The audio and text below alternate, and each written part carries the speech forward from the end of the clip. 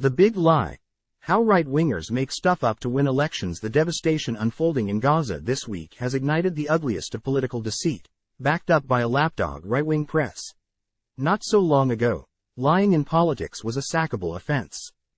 After lying about his affair to Parliament in 1963, John Profumo resigned and then devoted his life to charity work. Even in 2004, Boris Johnson was sacked as vice chairman and shadow arts minister by then Tory leader Michael Howard, for publicly lying about his extramarital affair with Spectator columnist, Petronella Wyatt. But today, political lies are not only rampant, but they are also conveniently brushed aside, with the offenders being let off without reprimand or penalty. Rather than just being woolly with the truth, they are blatant falsehoods, with the intention to deceive, manipulate public opinion, and, ultimately, win elections. Recent weeks have seen a tsunami of lies surface among the political right, in Britain and abroad. The devastation unfolding in Gaza this week has ignited the ugliest of political deceit, backed up by a lapdog right-wing press. During a Fox News broadcast on the Israel-Palestine conflict, Ronna McDaniel, chairwoman of the Republican Party, RNC, described it as a great opportunity for Republican candidates.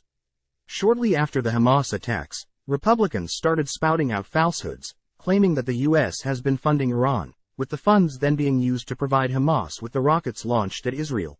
Tim Scott, South Carolina, senator and presidential candidate, claimed that Joe Biden funded these attacks on Israel. J.D. Vance, Ohio senator, said that Americans must face a stark truth. Our tax dollars funded this. Donald Trump, predictably, chimed in, claiming, sadly, American taxpayer dollars helped fund these attacks, which many reports are saying come from the Biden administration. Time equals 400 Ms. greater than U.S. writer Noah Berlatsky explains that the pretext behind the lies is the hostage deal that Biden made with Iran in September. The Biden administration released $6 billion in exchange for 5 U.S. prisoners. The U.S. said that the funds would only be used for humanitarian purposes, such as medicine and food. Time equals 400 Ms. greater than. GOP leaders almost certainly know that the money released in September doesn't come from American taxpayers, was restricted to humanitarian purposes, and couldn't have been funneled to Hamas in time to be used in what appear to be long-planned attacks in any case. In short, these Republican leaders are deliberately lying, writes Berlatsky. Time equals 400 Ms. greater than. The author goes further to say that in their latest lies, the GOP want to find a way to link Biden to Hamas, because the GOP base extremely Islamophobic. 3/4 of white evangelicals, core Trump voters, supported his ban on Muslim immigrants. In Britain, there has been a similar rush to deploy the escalating devastation in Gaza among the right for some wholly imaginary political advantage. The Daily Mail's front page on October 10 provocatively asks, how can the British left make excuses for a terrorist group that murders women and children?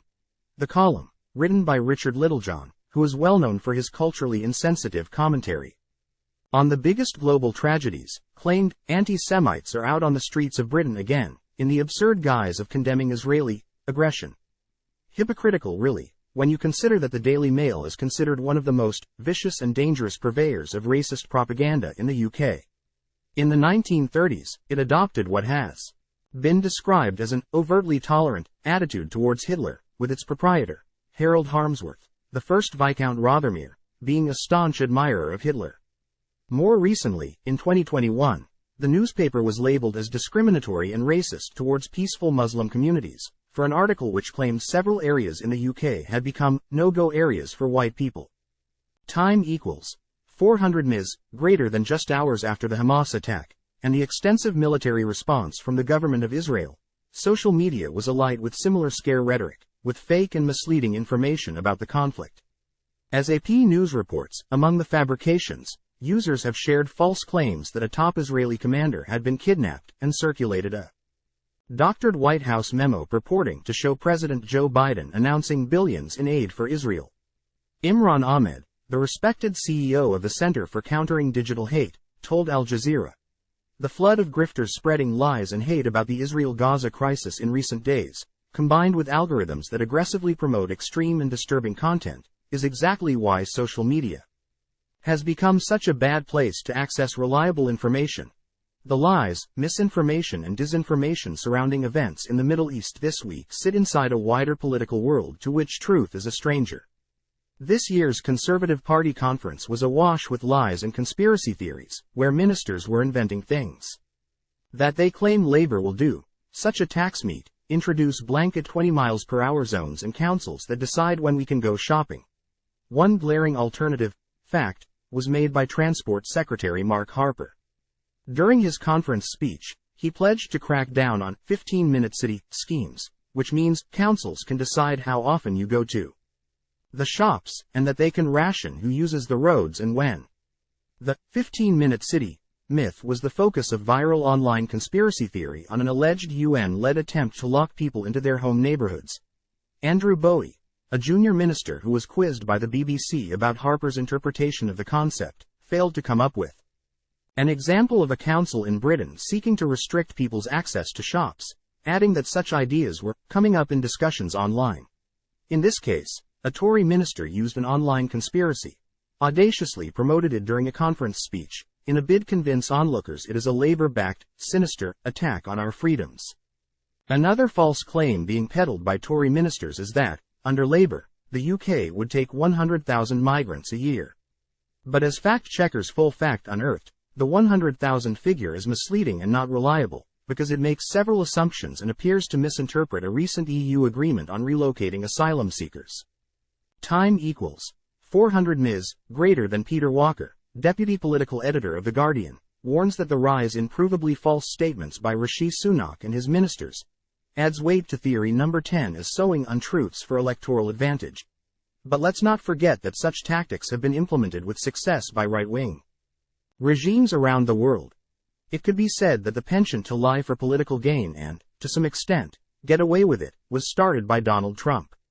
His presidency was marked by lies. The Washington Post's fact-checker team identified that in 4 years, Trump's false or misleading claims totaled 30,573. His wildly dishonest presidency accumulated on a relentless and dangerous lying spree about the election he lost. This month, a new lawsuit began in New York, accusing the former president of lying about his wealth, including allegations of conspiracy, falsifying business records and insurance fraud. Yet despite Trump being known as an habitual liar, and after a string of lawsuits centered on misinformation and fraud, he is still a serious contender for the GOP presidential nomination. In fact, he continues to enjoy a huge lead in the nomination race. This in itself speaks volumes about the normalcy and tolerance of political lying today, and it's not just in the US. In Bavaria, Germany, fueled by what has been described as a targeted campaign of disinformation, particularly about the unpopular law to phase out gas boilers and replace them with heat pumps, Greens have been subjected to growing hostility, which has seen activists routinely spat on, insulted and threatened. Such disinformation saw Marcus Soter, the state's prime minister, claim a new heat pump cost an eye-watering €300,000. In actual fact, the figure is €11,000 to €25,000. Then there's Brexit, which was literally sold on a string of spectacular untruths. The biggest of the Brexit lies had to be Vote Leave's killer slogan imprinted on its campaign bus. Time equals 400 Ms. greater than, we send the EU £350 million a week. Let's fund our NHS instead. In May 2016, the UK Statistics Authority said it was disappointed by Vote Leave's use of the figure. As we have made clear, the UK's contribution to the EU is paid after the application of the rebate. The continued use of a gross figure in contexts that imply it is a net figure is misleading and undermines trust in official statistics, it said. Not that such concerns ever stopped Boris Johnson doubling down on it. In 2017, Johnson was still writing, "We will take back control of roughly £350 million per week. It would be a fine thing, as many of us have pointed out, if a lot of that money went on the NHS."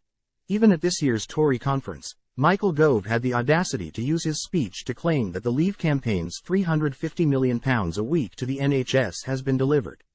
Attempting to convince his audience of Brexit benefits, the Levelling Up secretary said, "Brexit has been delivered. And there is now more than £350 million extra a week for our NHS. Promise made, promise delivered." Another huge Brexit lie was the Leave campaign's claims that Turkey was joining the EU. An official Leave poster published on May 23, 2016, insinuated that Turkey was about to join the EU and that freedom of movement rules would mean its entire population, 76 million, would soon have the right to live and work in the UK. The then Defence Minister, Penny Mordaunt, claimed, "This will not only increase the strain on Britain's public services, but it will also create a number of threats to UK security. Crime is far higher in Turkey than the UK. Gun ownership is also more widespread. Because of the EU's free movement laws, the government will not be able to exclude Turkish criminals from entering the UK." As we now know, Turkey was no more about to join the EU in 2016 than it is now. But that didn't stop Boris Johnson claiming he never mentioned Turkey during the EU referendum campaign, despite having told the Daily Express in April 2016, "I am very pro-Turkish, but what I certainly can't imagine is a situation in which 77 million of Turkish origin can come here without any checks at all." Which brings me on to Boris Johnson, who was labeled, with good reason, the Pinocchio Prime Minister. Like Trump's tenure, Johnson's was marked by lies and cover-ups. Dishonesty over a Downing Street Christmas party during COVID and a flat redecoration were just two of the infamous lies associated with the former PM, political journalist Peter Osborne, who was a columnist and commentator for the right-wing press barons on mainstream newspapers for many years, has written extensively on lying in politics. Having becoming concerned about Boris Johnson and his lies when he was Foreign Secretary, Osborne started a website on Johnson's lies shortly after he became Prime Minister. The journalist singled out Johnson's claims that the Brexit deal would not create a trade border with Northern Ireland as the lie he found particularly harmful, as was the claim that the government was building 40 new hospitals. For Osborne, political lying has consequences. Governments which get away with lies get away with the misgovernment the lies protect. They never take responsibility for error and failure, he says. Time equals 400 ms greater than, but the good news, to some extent, is that in Johnson's case, the lies and scandals eventually got the better of him. The damning Partygate report found that there was no precedent for the scale of the lies, as Johnson misled Parliament over Partygate in a number of ways. Following the report, the former PM resigned as MP. Time equals 400 ms greater than the bad news is that despite lying contributing to the once untouchable Prime Minister's political demise, there is something of dishonesty epidemic infecting Tories, as Green MP Caroline Lucas described it.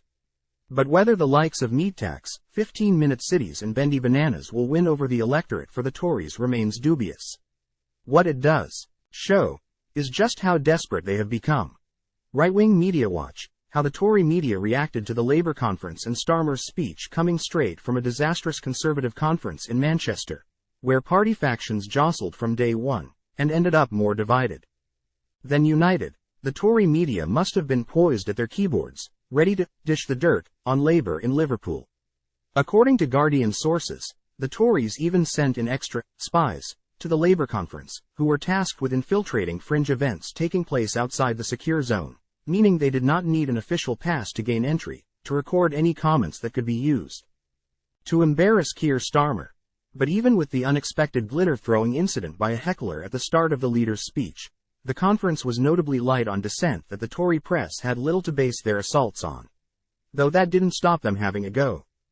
Time equals 400 ms greater than West Streeting accused of staggering hypocrisy for saying MPs should be banned from second jobs despite spending almost 2 months on outside work, was a headline in the Daily Mail on October 3. Right or wrong?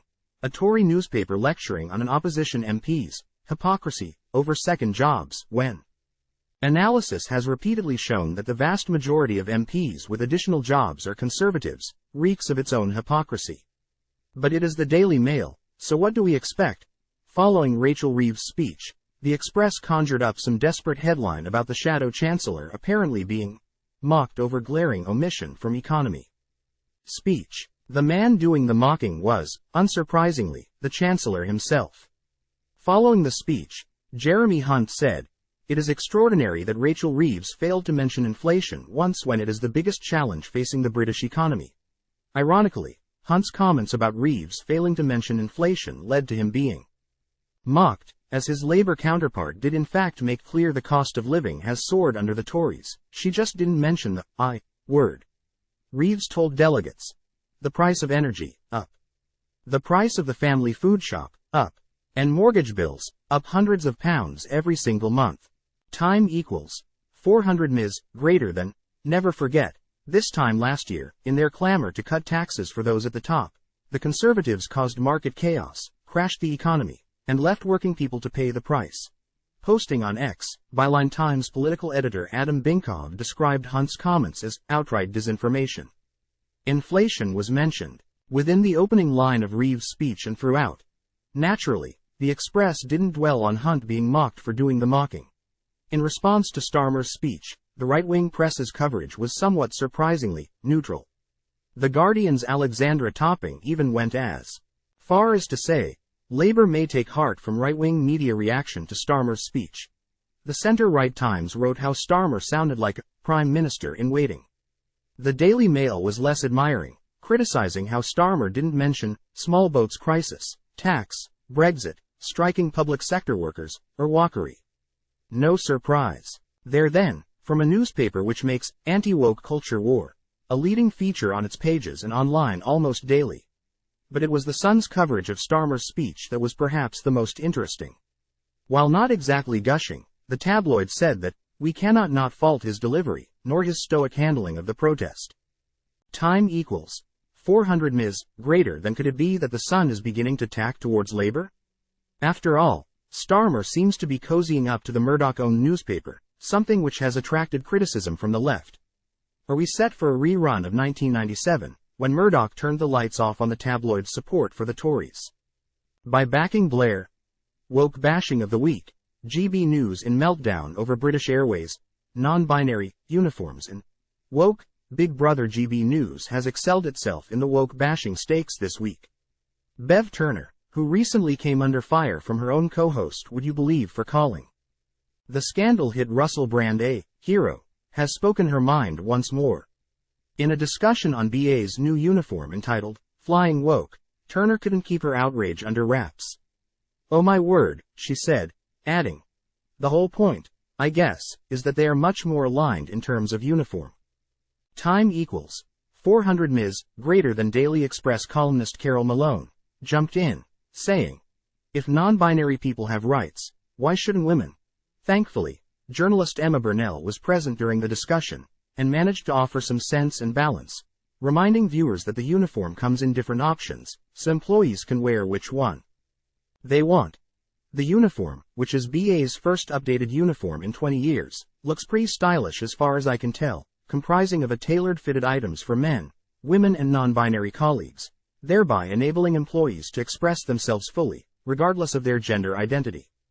Time equals 400 ms, greater than. But BA's uniform wasn't the only woke beef the right-wing news channel got upset about this week. ITV outrages woke Big Brother forces fans to switch off following snowflake pronoun debates, screamed a headline. Pointing to a trans contestant, a discussion about preferred pronouns in the House, halal meat and a Tory voting contestant being grilled by Lefty Trish, the article claims ITV viewers have been switching off the new Big Brother series, in their droves, because the much-loved reality show is deemed as woke. The report cites several outraged viewers who shared their comments on X, including one foul-mouthed viewer, who said, what's your pronouns? F*** off ye woke F*** y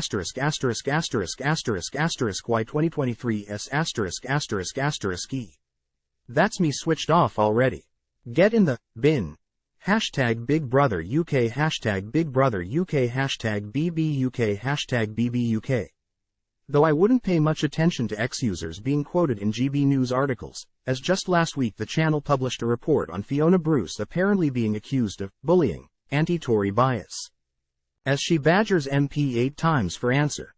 Attempting to give the claim some credit, the report cited a post by the parody account Sir Michael Take, who wrote, Conservative MP Richard Holden answers Marxist Fiona Bruce's question 8 times. Yes, 8 times. Yet she continues to violently bully him. Time equals 400 ms, greater than, this anti-Tory sexist misogyny by BBC presenters such as Bruce, Munshetty, Kirkwood, Winkleman, etc. Must stop now.